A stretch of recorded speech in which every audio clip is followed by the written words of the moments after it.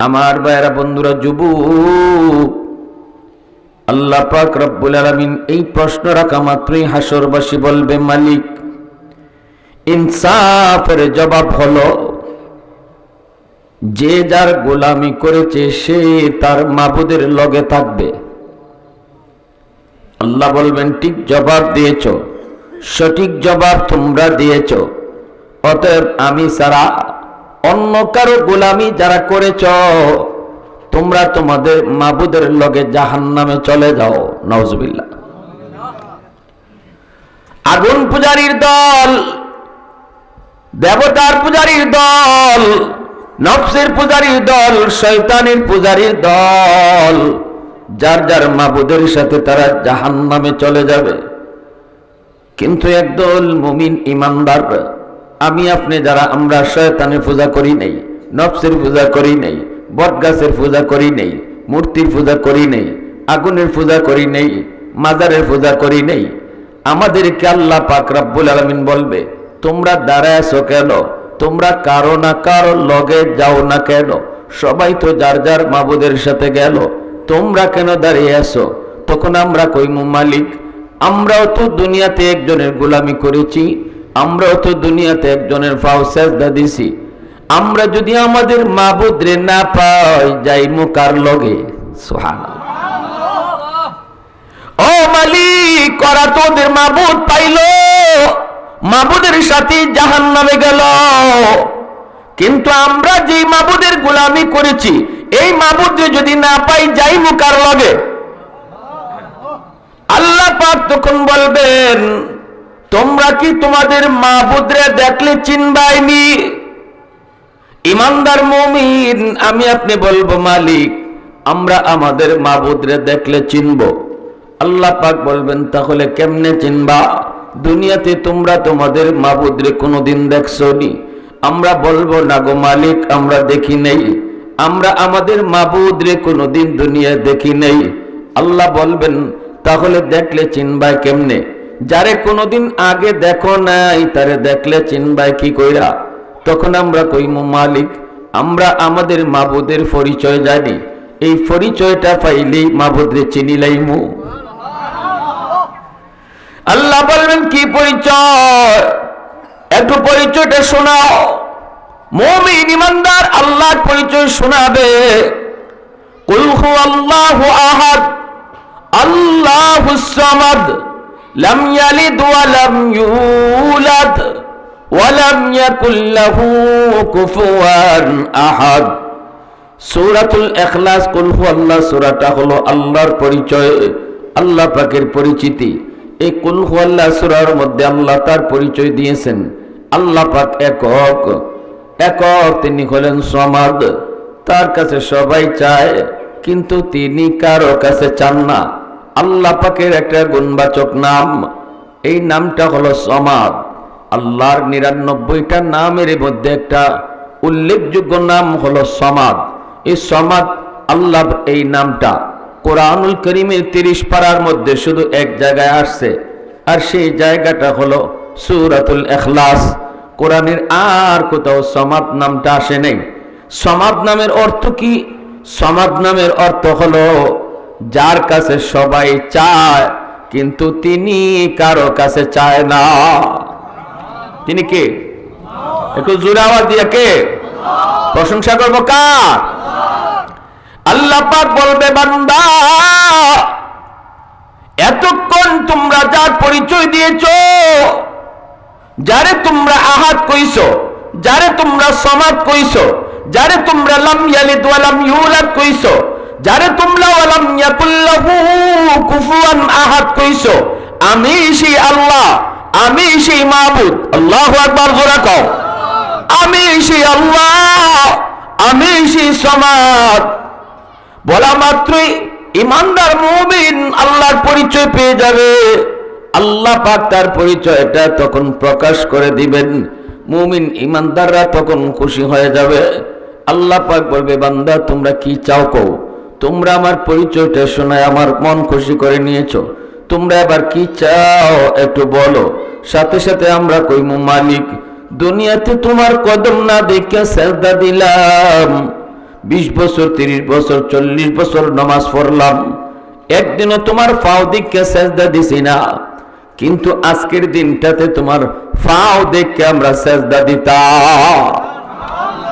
ওয়াহদাতি কি হিফাজত नहीं बेकुवत बाजू, वहदत की हिफाजत नहीं बेकुवत बाजू, आती नहीं कुछ काम हक ले खुदादा, आती नहीं कुछ काम हक ले खुदादा, अरे मर्द खुदा तुझको कुव्वत नहीं हासिल, जा बैठ किसी गार में अल्लाह का कर याद, ये सच है कि बातिल की तरफदार नहीं हम, गद्दार न समझो हमें गद्दार नहीं हम, फूलों की तरह नरम मिजाज अपना है नजर, हम तेरी नहीं नेज़ा व तलवार नहीं हम, हम तेरी नहीं नेज़ा व तलवार नहीं हम। मुसलमाনের আওয়াজে কই আল্লাহু আকবার। এইবার ইমানদার মুমিন আল্লাহর কদমে সিজদায় পড়ে যাবে। দুনিয়ার জমিনে যারা নামাজ পড়েছে এরা আল্লাহর পায়ে সিজদায় পড়ে যাইব, আল্লাহ তার পাও মোবারক বাইর করে দিবা। আল্লাহ পাক নূরের পর্দা থেকে তার পাক এই পাও মোবারক যখন বের করে দিবেন, তখন ইমানদার মুমিন যারা দুনিয়ায় নামাজ পড়তো, মসজিদে আইতো, আল্লাহর কদমে সিজদা দিত, এরা আল্লাহর পাও দেখা মাত্রই সিজদায় পড়ে যাইব। কিন্তু রে যুবক, যারা দুনিয়ায় নামাজ পড়ে নাই, বেনামাজি, সিজদা করে নাই, আল্লাহর পায়ে রুকু সিজদা করে নাই, এরা আল্লাহর পাও সিজদা দিতে চাইব। বন্ধু আল্লাহকে সিজদা দেয়, পরিচিত মানুষ আল্লাহরে সিজদা দেয়, কত মানুষ তার চোখের সামনে আল্লাহরে সিজদা দেয়, কিন্তু সে সিজদা দিতে পারে না, ফিট তার ব্যথা হয় না, মেরুদণ্ডের হাড্ডি তার ব্যথা হয় না, এত শক্ত হয়ে গেছে ফিট, এই ফিট ব্যথা কইরা সিজদা দিতে পারে না, চেষ্টা করে ফিট ব্যথা করার লাগি, কিন্তু ফিট ব্যথা হয় না, পিছনের দিকে উপর হয়ে পড়ে যায়। আল্লাহ পাক রব্বুল আলামিন দেখতেছেন এই মানুষগুলার অবস্থা, এরা চাইতেছে সিজদা দিত কিন্তু পারে না। এইবার কান্না করে করে চোখের পানির বদলে রক্ত জড়ায় দিবে। আল্লাহ তখন জিজ্ঞেস করবে, বান্দা তোরা কান্দ কেন? মালিক তোমারে সিজদা দিতে পারি না, এজন্য কান্না করি। আল্লাহ পাক বলবে, বান্দারি দুনিয়াতে তুই আমারে সিজদা দিছিলি নি? দুনিয়ায় আমার কদমে তুমি সিজদা দিছনি? দুনিয়ায় যদি আমার কদমে তুমি সিজদা দিতা, নামাজ পড়তা, আজকে হাসরের ময়দানেও তুমি সিজদা দিতে পারতা। আজ আমি আল্লাহর কদমে শুধু তারাই সিজদা দিবে যারা দুনিয়ায় সিজদা দিছে। আজ আমি আল্লাহর কদমে শুধু তারাই সিজদা দিব যারা দুনিয়াতে সিজদা দিছে। দুনিয়ার জমিনে যাদের পিঠ ব্যথা হইছে নামাজে দাঁড়াইয়া, আজকে হাসরের ময়দানেও তাদের পিঠ ব্যথা হইব। দুনিয়ার জমিনে যারা নামাজে দাঁড়ায় পিঠ ব্যথা করে নাই, এদের আজকে পিঠ ব্যথা হইতো না। আল্লাহ পাক রব্বুল আলামিন কয়, বান্দা তোর কষ্ট হয় নাকি? বেনামাজিরা কইব, হ মালিক কষ্ট হয়। বন্ধু তোমারে সিজদা দেয়, পরিচিত কত মানুষ তোমারে সিজদা দেয়, কিন্তু আমি পারি না। আল্লাহ আমার তো কষ্ট লাগে। আল্লাহ পাক তখন বলবে, বান্দা তোর যেমন আজকে কষ্ট হয়, দুনিয়াতে তুই যখন সিজদা আমারে দিতি না, অথচ আমি মসজিদের মিনার থেকে তোরে ডাকতাম, ওই দিন তোর সিজদা না দেওয়া দেখে আমি আল্লাহর কলিজায় ব্যথা লাগতো। কারণ আমি তোমারে খুব আদর করে বানাইছি। মানুষ আল্লাহ বানাইছেন সবচেয়ে আদর কইরা। আসমান জমিন কুল কায়নাত আল্লাহ পাক আদেশ দিয়ে বানাইছেন, কিন্তু মানুষ বানাইতে, আসমান বানাইতে আল্লাহ কইছেন হও, হয়ে গেছে। জমিন বানাইতে আল্লাহ বলছেন হও, হয়ে গেছে। কিন্তু মানুষ বানাইবার সময় আল্লাহ, ও আব্দুর রহিম হও, হয়ে গেছি, এরকম না। আল্লাহ বলে, মানুষ বানাইতে খালাকতু বিয়াদাইয়া, এই মানুষকে আমি আদর করে নিজের হাতে বানাইছি। সুবহানাল্লাহ, আওয়াজ দিয়ে কোন এত মায়া তোমার আমার প্রতি আল্লাহর এত মায়া। নিজের হাতে আল্লাহ মানুষ বানাইছে জাহান্নামে দেওয়ার জন্য নয়, নিজের হাতে আল্লাহ মানুষ বানাইছে জাহান্নামে পোড়ানোর জন্য নয়। এজন্য এই মানুষকে আল্লাহ পাক রব্বুল আলামিন জান্নাতের পথে চলার জন্য কত রকমের ব্যবস্থা করে রাখলো। যুগে যুগে আল্লাহ নবী পাঠাইলো, নবীদের দ্বারা জান্নাতের পথ আল্লাহ দেখায় দিল। হাত আমরা কোন পথে ব্যবহার করব, চোখ আমরা কোন পথে ব্যবহার করব, জবান আমরা কোন কাজে লাগাইব, পা আমরা কোন কাজে লাগাইব, যৌবন কোন পথে ব্যয় করব, প্রতিটা কাজ সকল যুগের নবীরা তারা হাতে কলমে দেখায় গেছেন। আল্লাহু আকবার জোরে কও। যাতে করে আমার হাতটা জান্নাতি হয়, যাতে করে আমার চোখটা জান্নাতে যায়, যাতে করে আমার জবানটা জান্নাতে যায়, যাতে করে আমার দেহটা জান্নাতে যায়। এজন্য আল্লাহ পাক যে মানুষ নিজের হাতে আদর করে বানাইছেন, এই মানুষ জান্নাতে কেমনে যাইব এই পথটা দেখাইবার লাগি 1.5 লক্ষ নবী দুনিয়া পাঠাইছো। এ আমার ভাইরা, বন্ধুরা, যুবক, এরপরে আল্লাহ পাক রব্বুল আলামিন কই শুধু তাই নয়, বান্দা তুই নামাজ পড়তি না, অথচ মসজিদের মিনার থেকে আমি আল্লাহ তোরে ডাকতাম। মুয়াজ্জিন ডাকে না, আমি আল্লাহ তোরে ডাকছি। মুয়াজ্জিন তো একটা মাউত মাত্র, মূলত আমি আল্লাহ ডাকছি। আল্লাহু আকবার, আল্লাহু আকবার, আমি আল্লাহ বড়। এ বান্দা তোর কাম ছোট, এ বান্দা তোর ঘুম ছোট, আমি আল্লাহ বড়। তোর বন্ধু ছোট, আমি আল্লাহ বড়। তোর ঘরের কাম ছোট, আমি আল্লাহ বড়। এইভাবে আমি আল্লাহ দিন 5 বার তোমারে ডাকছি, 5 বার ডাকছি। এরপরে তুমি আমার ডাকে সাড়া দেও নাই, এরপরে তুমি আমার ডাকে সাড়া দেও নাই, অথচ আযান তোমার কানে গেফ হচ্ছে। প্রতিটা 5 ওয়াক্ত আযান তুমি কানে শুনছো, আমি আল্লাহ যে তোমারে ডাকতেছি এটা তুমি শুনছো, এরপরও তুমি আইতায় না। অথচ তোমার পাশে তোমার বন্ধু মসজিদে গেছে, তুমি দেখছো তোমার পাশেই লোকজন আমি আল্লাহর ডাকে মসজিদে আইছে, কিন্তু তুমি মসজিদে আইছো না। ওই দিন তোমার না আওয়াজ দেখেও আমি আল্লাহর কলিজায় বড় ব্যথা লাগছে। আজকে আমারে তুমি সেজদা দিতে পারো না, এই জন্য তোমার যেমন ব্যথা। দুনিয়াতে তুমি যখন আমার সেজদা দিতাই না, তখন আমারও কলিজায় ব্যথা লাগতো। আমার নবী, রহমতের নবী, মেরাজে গেছেন, আল্লাহর সাথে কথা হইছে। উম্মে হানির ঘর থেকে মসজিদে আকসায় বাইতুল মুকাদ্দাসে আল্লাহ তার হাবিবরে দিলেন বুরাকের প্রেসাওয়ার করায়া। রাসূলকে আল্লাহ পাক জিব্রাইলকে বলেন, জিব্রাইল আযান দাও। আদম নবী থেকে নিয়ে শেষ ঈসা নবী পর্যন্ত সবাই হাজির, আর আমার আপনার নবীর আল্লাহ প্রধান অতিথি বানায় সবার পরে হাজির করছেন। এইবার নবীজি যাওয়া মাত্রই আদম নবীর সাথে সব নবীর সাথে পরিচয় হইল। আল্লাহ বলতেছে, জিব্রাইল আযান দাও। এই মসজিদে 2 রাকাত নামাজ হইব, আর এই নামাজের ইমামতি করব আমার দোস্ত মুহাম্মদুর রাসূলুল্লাহ সাল্লাল্লাহু আলাইহি ওয়াসাল্লাম। সাথে সাথে জিব্রাইল আমিন আযান দেওয়া শুরু করলেন। আল্লাহু আকবার, আল্লাহু আকবার, আশহাদু আল্লা ইলাহা ইল্লাল্লাহ, আশহাদু আন্না বলি জিব্রাইল থেমে গেলেন। আল্লাহ জিজ্ঞেস করে, জিব্রাইল থামছো কেন?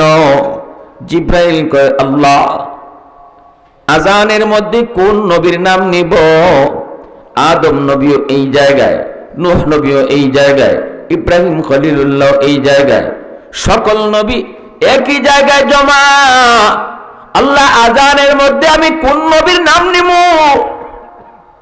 আল্লাহ পাক কই, জিব্রাইল কি প্রশ্ন করছো?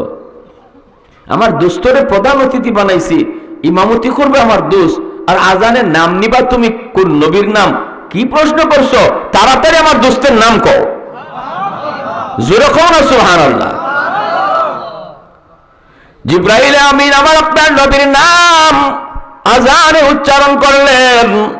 এইবার আল্লাহ পাক বলে, সবাইকে যা বলো মসজিদে কাতারবন্দি হওয়ার জন্য। নামাজ হবে 2 রাকাত, ইমামতি করবে আমার বন্ধু। সামনের কাতারে জলিলুল কদর পয়গম্বর, সবাই সামনের কাতারে 1.5 লক্ষ নবী আজকে বাইতুল মুকাদ্দাসে। আল্লাহু আকবার।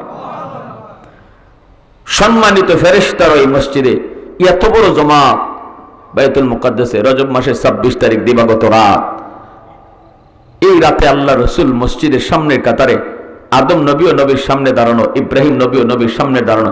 রসুল বলেন আমার লগেই দাঁড়ায় আছেন জিব্রাইল আমিন। আমি দেখতেছি জিব্রাইল একামত শুরু করে দিয়েছেন, অথচ ইমাম কে হবে কেউ জানে না। আল্লাহ রসুল জানেন না ইমাম কেডা হইব। একামত শেষ হয়ে গেছে, নবীজি মনে মনে তো আমি আল্লাহ রব। রব তো বলা হয় এমন এক সত্তাকে যিনি টাইম মতো সময় মতো যা চাওয়ার যা দরকার সব যিনি দেয়, তিনি হলেন রব। আল্লাহকে বান্দা বল বল কোন জিনিসটা আমি তোরে সময় মতো টাইম মতো দিলাম না? সব তো আমি তোরে টাইম মতো দিলাম। যখন তোর কেউ ছিল না তখন ছিলাম আমি, এখন তোর সব হয়ে গেছে, পর হয়ে গেছে আমি। আজকে তোর বন্ধু বড় হয়ে গেল, আজকে তোর দোকান বড় হয়ে গেল, আজকে তোর দুনিয়ার কাম বড় হয়ে গেল, আমি আল্লাহ ছোট হয়ে গেলাম। অথচ আমি তোরে ডাকতেছি আয় বান্দা। কিন্তু এই তালা খুলে দিয়েছেন কে? ওয়াল্লাযীনা জাহাদু ফীনা লানাহদিয়ান্নাহুম সুবুলানা। আল্লাহ বলে তুমি গুনাহ থেকে বাঁচার লাগি চেষ্টা করো, যেখানে আটকে যাইবা এখানে আমি আল্লাহ পথ খুলে দিব। এটা আল্লাহর কথা, আল্লাহর ওয়াদা। তুমি আমি প্রতিজ্ঞা করি আল্লাহরে পাওয়ার লাগে, প্রতিজ্ঞা করি রমজান মাসের রোজা আমি রাখবো, নিয়ত করে লাও, ফাক্কা ইরাদা করো আল্লাহ আমি রমজানের রোজা রাখবো। আমার গ্যাস্ট্রিকের সমস্যা, আমার এই সমস্যা সেই সমস্যা, যত সমস্যাই থাকুক আমি রোজা রাখবো, ফাক্কা ইরাদা করো। আল্লাহ কয় যখন ইরাদা করে তুমি আগাইবা তখন আমি আল্লাহ রোজা রাখা তোমার লাগি সহজ করে ফেলাইব। তোমার লাগি কঠিন মনে হইব কিন্তু আমি সহজ করে দিব যদি তুমি নিয়ত করো, ইরাদা করো সত্য। আর তুমি যদি প্রথমে নিয়ত করো না আরে আমার দ্বারা হইতো না, আমি পারতাম না, আমার দ্বারা হইতো না, আমি শেষ, তাইলে তো তোমার নিয়তই সহি হইছে না। অত না খেলেই বা ইউসুফ নবী দৌড় দিয়ে 7টা গেটের বাইরে গেছেন, এমনি জুলেখার জামাই হাজির। জুলেখার জামাইয়ের সামনে দুইজন। জুলেখার জামাই ঘটনা কি? জুলেখা বিপদে পড়ে গেছে, জামাইয়ের সামনে তো দোষী জায়গা, ইউসুফ নবীর উপরে দোষ দিলাইছে, কয় ইউসুফ দোষী। ইউসুফ আলাইহিস সালাম কয় আমি না, তোমার বউ দোষী জুলেখা। এখন জুলেখা কয় ইউসুফ দোষী, ইউসুফ কয় জুলেখা দোষী। এখন দোষী কেডা? এই অবস্থায় জুলেখার জামাই কেমনে দোষী কেডা বাইর করতো? ছোট্ট একটা দুধের বাচ্চা, মার কুলো থেকে দুধের বাচ্চা মাতেনি, বিয়ানীবাজারে দুধের বাচ্চা মাতেনি, দুধের বাচ্চা মাতে না। এই দুনিয়ায় 3টা দুধের বাচ্চা মার কুলো থেকে কথা কইছে, এর মধ্যে 2টা দুধের বাচ্চার কথা আল্লাহ কোরআনে বলছেন, আরেকটা দুধের বাচ্চার কথা নবী তার হাদিসে বলছেন। 2টা দুধের বাচ্চা যারা মার কুলো থেকে কথা কইছে আল্লাহ কোরআনে তাদের ঘটনা কইছেন। এর ভিতরে একজন হলেন হযরত ঈসা আলাইহিস সালাম, মা মরিয়মের কুলে থেকে বলছেন ইন্নী আব্দুল্লাহ আতানিয়াল কিতাব ওয়া জাআলানি নাবিয়্যা, এই হলেন ঈসা আলাইহিস সালাম। আর আরেকজন হলো ইউসুফ নবীর পক্ষে যে দুধের বাচ্চাটা সাক্ষী দিছিল, আল্লাহ কোরআনে সূরা ইউসুফের মধ্যে কথা বলছেন। এই দুধের বাচ্চায় কয় ও আরেকটা দুধের বাচ্চা হাদিসে বুখারী শরীফে আসছে, বনি ইসরাইলের একজন বহুত বড় আল্লাহর বুজুর্গ ছিল, বহুত বড় আল্লাহওয়ালা ছিল। ইনি জঙ্গলে থাকতো, জঙ্গলে থাকতো। উনার উপরে একটা অপবাদ দিছিল এলাকার মানুষে, মূলত এটা মিথ্যা অপবাদ। মা কুলে বাচ্চা লই আইছে, মা কইতেছে এই বাচ্চার বাপ হইল হুজুর ফিসাব, অথচ হুজুরে কিছু জানেই না। এই মহিলা অন্যায় করে পেটো বাচ্চা আনছে এই মেয়েটায়। তখন ওই দেখা যায় এলাকার মানুষে ফিসাবরে গিয়ে হামলা করছে। উনি কয় আমি এই দোষে দোষী না। হয়তো আমরা কেমনে কই, মহিলায় নিজে কইতেছে তুমি দোষী, উনি কয় না আমি দোষী না। যদি তোমরা বুঝতে চাও চলো দুধের বাচ্চারে জিগাই। আর কুলের দুধের বাচ্চা কেমনে করবো তার বাপ কেডা? তুই আল্লাহর ওলি। ইনি গিয়া কইছিল জুরাইজ তার নাম, গিয়া কইছিলেন কত আব্বা কেডা, আঙ্গুল গুতা দিছেন ফেটের মাঝে আঙ্গুল দিয়া, সাথে সাথে দুধের বাচ্চার জবান খুলে গেছে। এই দুধের বাচ্চা হয়ে উঠছে আমার বাপ হইল অমুক রাখাল, হে ছাগল রাখালি করে, হে হইল আমার বাপ। এই 3টা দুধের বাচ্চার ঘটনা, 2টা কোরআনে একটা হাদিসে। এইদিকে ইউসুফ আলাইহিস সালামের পক্ষে যে সাক্ষীটা দিল দুধের বাচ্চা কয় আপনি দেখুন ইউসুফের জামা সামনে সিরা না ফিসে সিরা? যদি সামনে সিরা থাকে তো ইউসুফ দোষী, আর ফিসে যদি সিরা থাকে জুলেখা দোষী। ইউসুফ বাস্তা চাইছেন আর জুলেখা জামা ধরে টান দিছে, বোঝা গেল জুলেখা দোষী। সিরা কোনবাই দেখুন, দেখা যায় ওই জুলেখার জামাই প্রথম নম্বর হচ্ছে আশ্চর্য হয়েছে দুধের বাচ্চা কেমনে কথা কয়। এরপর আবার দুধের বাচ্চা কেডা দোষী আর কেডা নির্দোষ ই কথা কয় না, দোষ আর দোষী বাইর করার লাগি পথ দেখাই দিছে। ইবা এক গাও ফাইলিবা কেডা দোষী আর কেডা নির্দোষ, জামা তালাশ করে দেখে পিছে সিরা। অতএব ইউসুফ আলাইহিস সালাম নির্দোষ আর জুলেখা দোষী, ঠিক না? ইউসুফ আলাইহিস সালাম এখানে মুক্ত হইলেন, কিন্তু জুলেখা এরপরও জেল দিছে। জেল থাকলা এই দেশের অর্থমন্ত্রী হইলা, খাদ্যমন্ত্রী হইলা, দুর্ভিক্ষ গেল, ইনারে খাদ্যমন্ত্রী বানাই দিল বাদশাহ। আর লাইন ধরে ধরে মানুষে তিনি আটা দিতেছেন, 5 কেজি করে আটা দিন, সবাই মাথা পিছে 5 কেজি আটা নিতেছে। দেশে দুর্ভিক্ষ, অভাব চলছে। এই অবস্থা একটা যুবক ইউসুফ নবীর সামনে কয় আমারে 10 কেজি দেওয়ান লাগবো। ইউসুফ আলাইহিস সালাম এখন সবাইরে দিতেছি মাথা পিছে 5 কেজি, তোমারে কেন 10 কেজি? কয় কথা কইলে 15 কেজি দেওয়ান লাগবো। ইউসুফ আলাইহিস সালাম কোন আরে কোন ব্যাপার, তোমারে যদি একাই যদি 15 কেজি দিতে এত মানুষে কেমনে সামলাইমো? কয় তাইলে 20 কেজি দিতে হইব। কথা কইলে খালি ফাঁস মারায়। ইউসুফ আলাইহিস সালামের ঘটনাটা কি কও না? কয় হুজুর আপনি যদি আমার পরিচয় পান তাইলে 10 কেজি আর 20 কেজি না, আমি যা চাইমু তাই দিবা। ইউসুফ নবী কোন তুমি কেডা? কয় মনে পড়েনি জুলেখার অপবাদ থেকে বাঁচাইছিল একটা ছোট দুধের বাচ্চায় আপনার পক্ষে সাক্ষী দিয়া, মনে পড়েনি দেখেন তো? ইউসুফ আলাইহিস সালাম হ্যাঁ মনে পড়ে, একটা দুধের বাচ্চার সাক্ষীতে আমি নির্দোষ প্রমাণিত ইসলাম। কয় সেই দুধের বাচ্চাই আজকে আমি যুবক। ইউসুফ আলাইহিস সালাম খুশিতে তারে বুকে জড়ায় ধরছেন আর কইছেন যাও বাইতুল মাল থেকে যা মন চায় তা নেও, তোমার লাগে দরজা খোলা। সাথে সাথে আল্লাহ জিব্রাইলকে পাঠাইছে, ইউসুফ তোমার পক্ষে সাক্ষী দিছে একবার, দেলাইছো দরজা খুললিয়া বাইতুল মালের। আমার আখিরি নবীর উম্মত দিনও 5 বার আমি আল্লাহরে সাক্ষী দিব নামাজ পড়িয়া। যারা আমারে 5 বার নামাজ পড়িয়া সাক্ষী দিব, আমার পক্ষে সাক্ষী দিব, খাও তারার লাগে আমি জান্নাতের কতটা দরজা খোলা রাখছি। সুবহানাল্লাহ আওয়াজ দিয়া এখন, আরো জোরে এখন আওয়াজ দিয়া। প্যারে হাজিরিন, এজন্য আল্লাহ পাক রব্বুল আলামিন ওই কথা কইবো, বান্দা আজকে তুই আমারে সেজদা দিতে পারবি না, কারণ দুনিয়াতে তুই সেজদা দেস নাই। দুনিয়ায় যদি আমারে সেজদা দিতি তাহলে আজকে তুই এই হাসরের মাঠে সেজদা দিতে পারতে। চোখের পানির বদলে রক্ত বের হবে, এরপর আল্লাহ পাকের মায়া লাগবে না, দয়া লাগবে না। বেনামাজির প্রতি আল্লাহর কোনো মায়া নাই, কোনো দরদ নাই। আল্লাহ পাক বলবে বান্দা কান্না করে লাভ নাই। দুনিয়ায় যদি একবার তুই কান্তি, চোখের 1 ফোঁটা পানি ফেলাইতি, আমি আল্লাহ দয়া কইরা তোরে আমার রহমতের কোলে টান্না নিতাম। হাসরের মাঠে কান্না করলে আমি আল্লাহ দয়া দেখাই না। হাসরের মাঠ দয়া দেখানোর জায়গা না, দয়া দেখাইবার জায়গা ছিল দুনিয়ার জগৎ। ওয়াজ মাহফিল করাইলো, এলাকার মানুষেরা তুই ওয়াজে বসলি না, আসলি না। ওয়াজে বইসে যদি একটা কথা শুনতি অথবা নিয়ত করতি, মালিক আর নামাজ ছাড়বো না, আমি তোর এই দিলের কথাটা, আমি তোর কথাটা শুনতাম। আল্লাহু আকবার জোরে কও।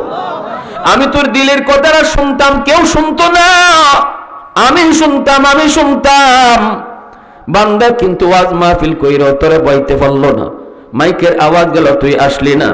উলামায়ে কেরাম তোরে ডাকলো, দাওয়াত তাবলীগ ওয়ালারা তোরে ডাকলো, আল্লাহর ওলিরা তোরে ডাকলো, কত ভাবে তোরে ডাকা হলো, কিন্তু কোনো কথাই তোর কানে আসলো না। আমার ডাকও তুই শুনলি না। অতএব আজকে কান্না করে লাভ নাই। বান্দা খুযুহু ফাগুল্লুহু সুম্মাল জাহিমা সাল্লু সুম্মা ফি সিলসিলাতিন যারউহা ৭০ যিরাআন ফাসলুকু। এর ৭০ গজ জিঞ্জির দিয়া বাঁধো, তারপরে জাহান্নামে নিক্ষেপ করো। আল্লাহ পাক বেনামাজিদেরকে এভাবে জাহান্নামে ফেলাই দিব। আর দুনিয়ার জমিনে যেই যুবক 5 ওয়াক্ত নামাজ ঠিক মতো পড়ছরে, শক্তি থাকা অবস্থায় মসজিদে আইছো, বুড়া বয়সে যখন মসজিদে আইতে পারতায় না, ঘরের মধ্যে তুমি নামাজ পড়া লাগবো, মাথা ঘুরায়, কোমরে ব্যথা, হাঁটুতে ব্যথা, ভয় হয়। এই অবস্থায় আমি আল্লাহ তোমারে ঘরে বসাইয়া মসজিদে জামাতের সওয়াব দিমু। ইল্লাল্লাযীনা আমানু ওয়া আমিলুস সালিহাত ফালাহুম আজরুন গায়রু মামনুন। পবিত্র কোরআনের সূরা ৩ এর মধ্যে আল্লাহ 4টা কসম খায় কইছে, গায়ের শক্তি থাকতে যারা মসজিদে আইছো, যেদিন গায়ের শক্তি থাকতো না, মসজিদে আইতে পারবা না, ঘরে নামাজ পড়া লাগবে, ওই দিন ঘরে পড়লো আল্লাহ মসজিদে জামাতের সওয়াব দিব। তাহলে গায়ে শক্তি থাকতে মসজিদে আওয়ার দরকার আছে না নাই? যারা আইব এরা যখন মারা যাইব তখন আল্লাহ কব নাম কানাউমাতিল আরুস, তুমি ঘুমাও। কি জাত ঘুমাও? দামান বাসর করে নতুন জামাই নতুন দামান বাসর করে যে ভাই ঘুমায় কেউ তারে ডাকে না।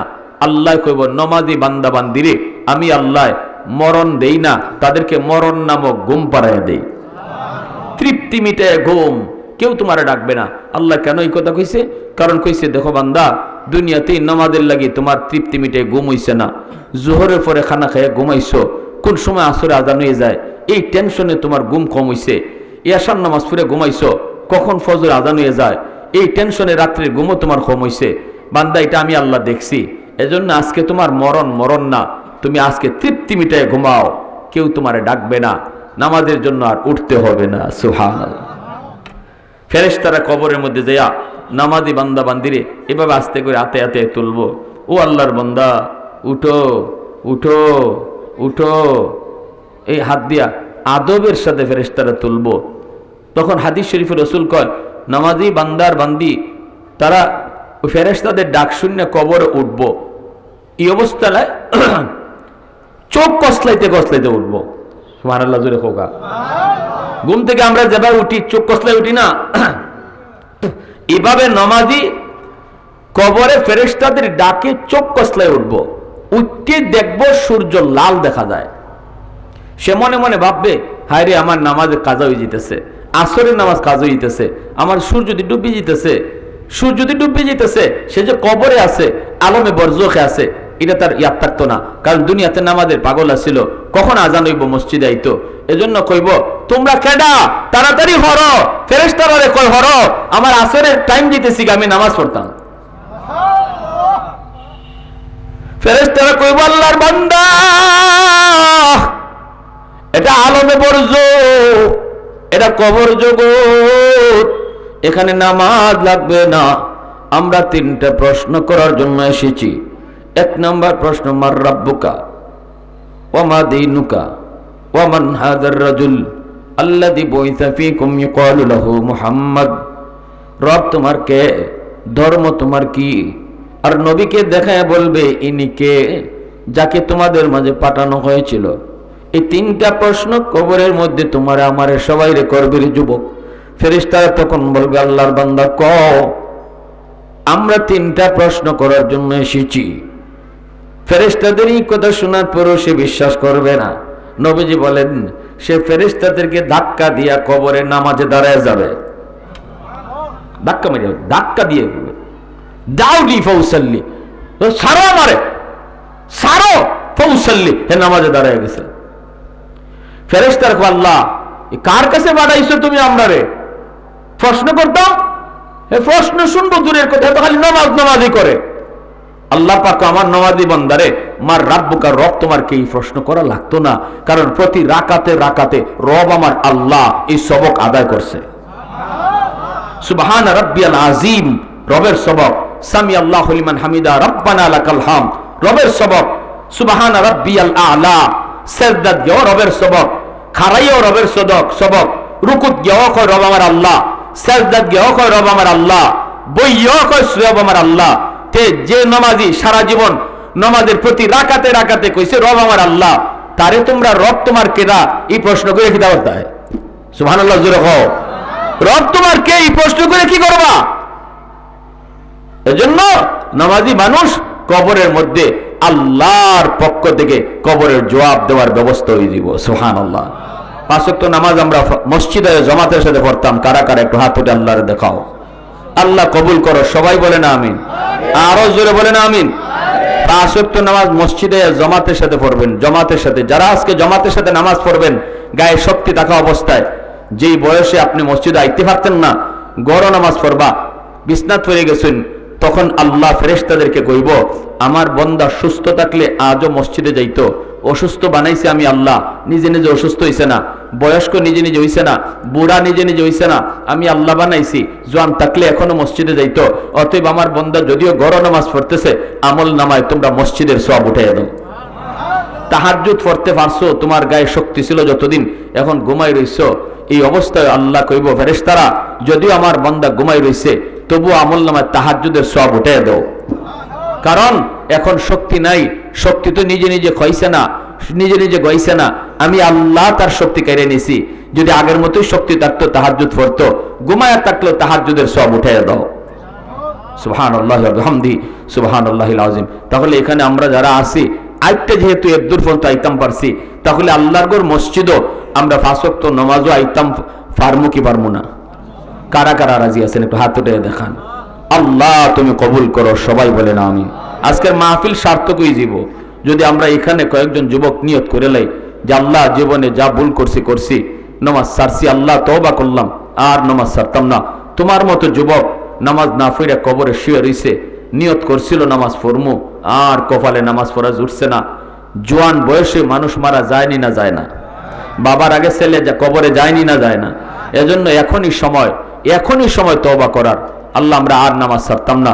আইতেছে রমজান মাস, শাবান মাস শুরু হয়ে গেছে গিয়া, এরপরে দেখা যায় রমজানের প্রস্তুতি নিতাম।